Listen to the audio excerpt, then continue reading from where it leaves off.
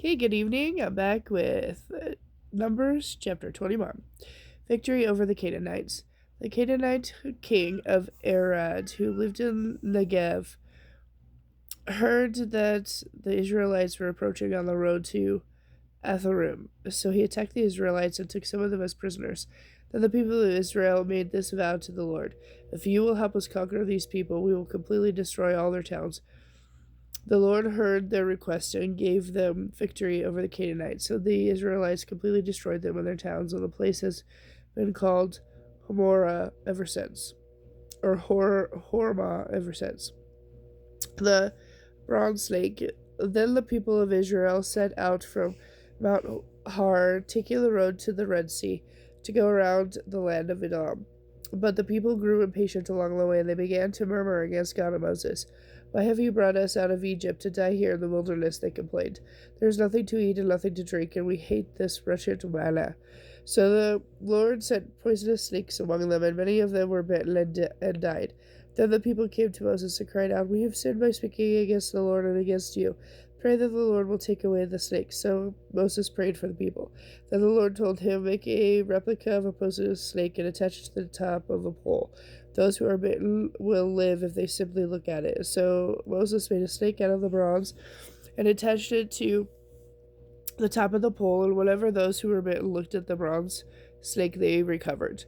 Israel's journey to Moab. The Israelites traveled next to Abath and camped there. Then they went to Arabim,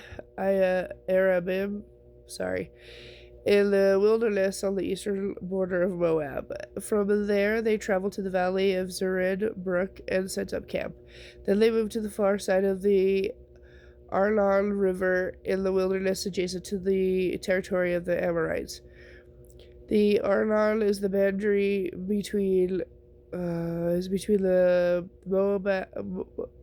Moabites and the Amorites. For this reason, the book of the wars of the Lord to speak of the town of Moab in the area of Sufa and the ravines, and the Arnon River and its ravines, which extend as far as the settlement of Ar on the border of Moab.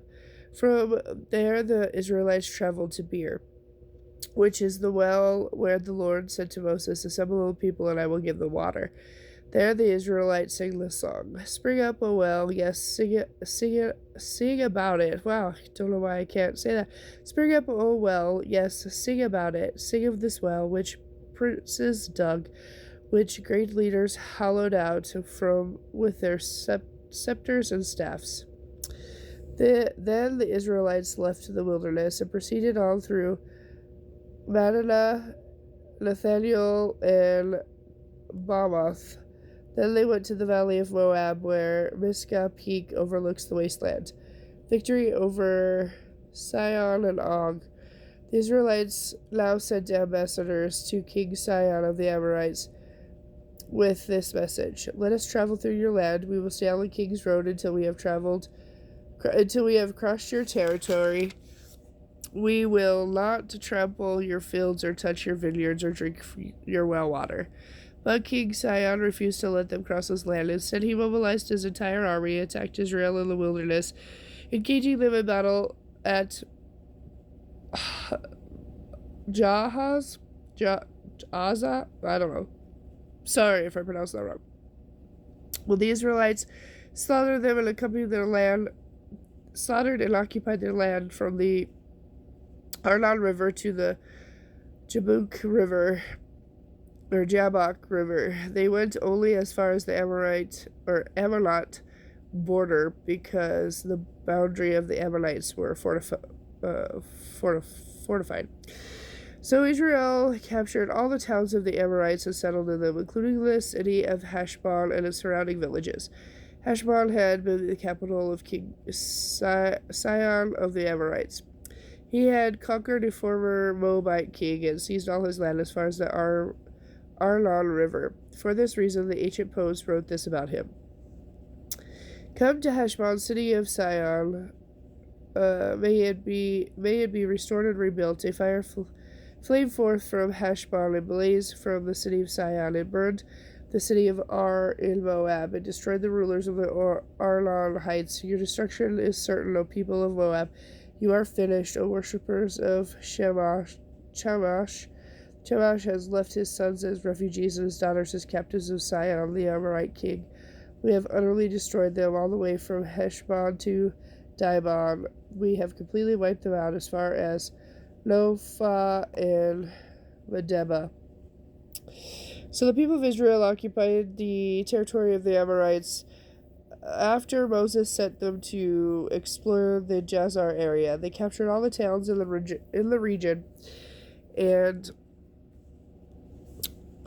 drove out the Amorites who lived there. Then they turned and marched toward Bashan. The king of Og of Bashan and all his people attacked them at Edrei. The Lord said to Moses, "Do not be afraid of him, for I have given you victory over Og and his entire army, giving you all his land. You will do the same to him as you did to King Sihon of the Amorites, who ruled in Heshbon, and Israel was victorious and killed King Og, his sons, and his subjects. Not a single survivor remained. And then Israel occupied their land." Numbers chapter 22. Balak sends for Balaam.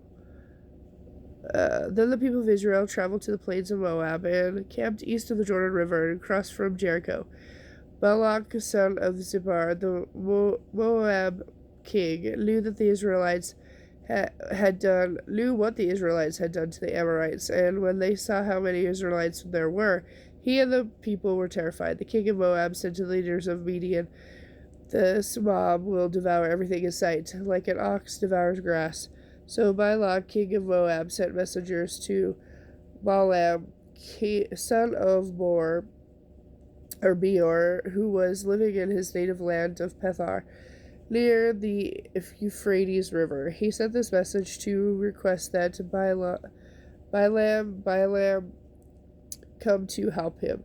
"A vast horde of people have arrived from Egypt. They cover the face of the earth and are threatening me. Please come and curse them for me because they are so numerous.